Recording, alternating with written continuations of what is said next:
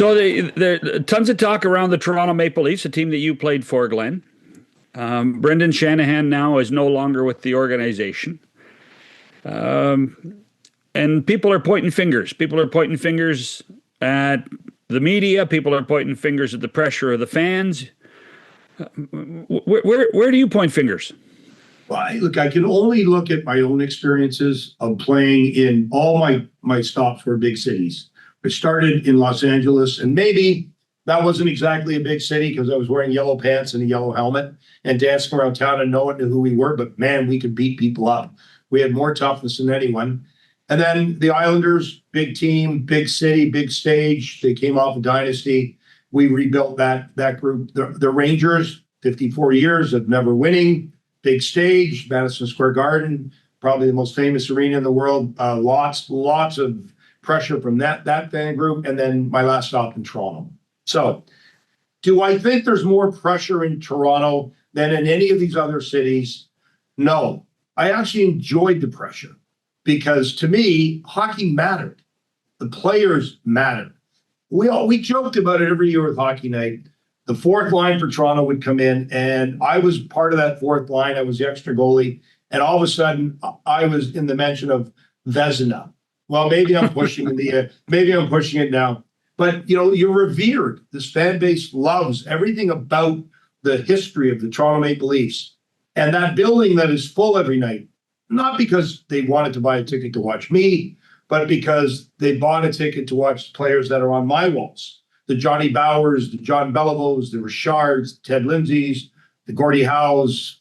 That's the group that built this franchise and built the culture that made it so this is arguably one of the best cities to play in. But I do understand the finger pointing. You never want to blame yourself and say we didn't have enough leadership, or we didn't get Game 7 goaltending, or we didn't do any of the things that would bring us a championship. It's got to be something else. It's got to be something in the water. Well, that was a show up in Halliburton. It's got to be something else. But you have to look at yourself and say, we have the series. Series was won. But I've played in many series that I thought we had in the bag and left in the bag the next day because we weren't playing again following the Game 7 loss or Game 6 loss. Lots to go around, but at the end of the day, the team wasn't good enough, wasn't built well enough for a Stanley Cup run against teams that are built in that 2-month war that they call the Stanley Cup playoffs.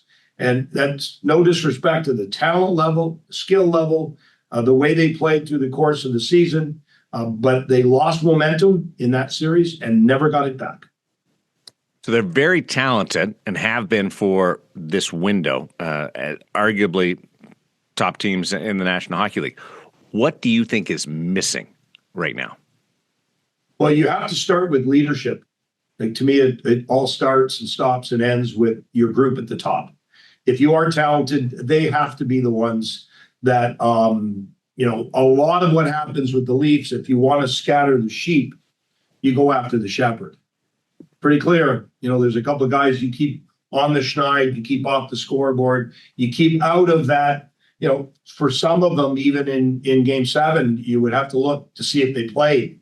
So they didn't hear their names. And that doesn't happen with teams that are going to move on to the next round.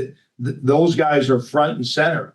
I mean, maybe you didn't hear Kachuk's name like you normally would, but a lot of that's got to do with he's playing with one leg.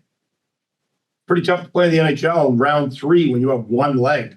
He's managing and finding a way to do it. And I think you needed more of that. But the players spoke to themselves. They said, we had too many passengers. That was Austin Matthews who said that. Was Austin Matthews that was Austin Matthews that said that. Yeah. So when you read that quote, when you read that quote and saw that quote, because I've had 3 or 4 guys, former players, tell me, "Can you believe he said that?" I mean, that's unheard of. Why? At the end of the day, yes, everyone's bitter. You're up 2-0. Behind me was the parade route. I had my kilt on. I was ready.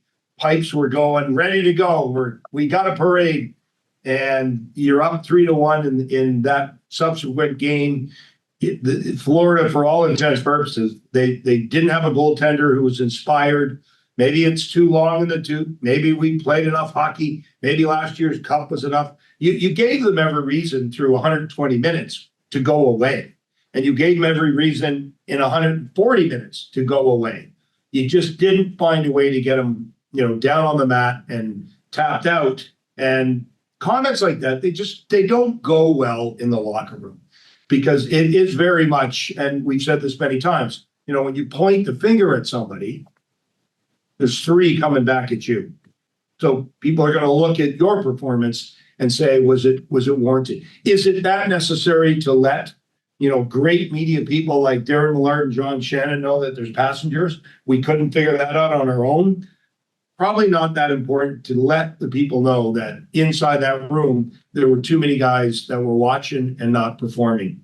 So I don't think there's any room for it. I don't think it was a right thing to say. And in a lot of ways, maybe it was blown out of proportion. Maybe it was a comment made at the end of a scrum. I certainly don't follow it like I did before John Shannon fired me, but I follow it enough just to make sure that, we're in tune with what goes on in the city. And the city went from electric, full of life, thousands of people on the street.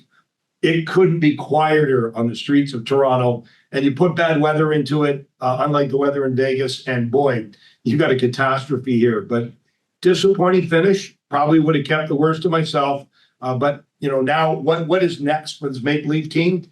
They're going to take a step back before they take a step forward. There are a number of players that aren't going to be here next year. Pretty simple. You're not probably going to have a Tavares. You're probably not going to have a Mitch Marner. And that's the nature of this game. You lose half your team every year.